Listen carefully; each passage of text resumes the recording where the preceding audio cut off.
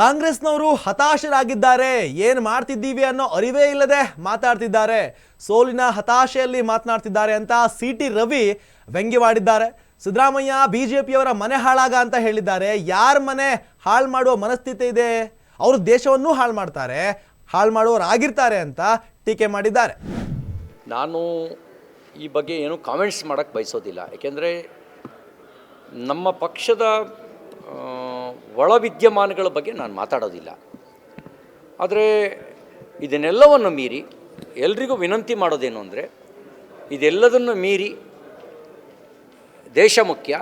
ದೇಶ ಉಳಿಸೋದಕ್ಕೆ ಮೋದಿಜಿಯವರ ನೇತೃತ್ವ ಅವಶ್ಯಕತೆ ಇದೆ, ಭಾರತೀಯ ಜನತಾ ಪಾರ್ಟಿ ಅವಶ್ಯಕತೆ ಇದೆ.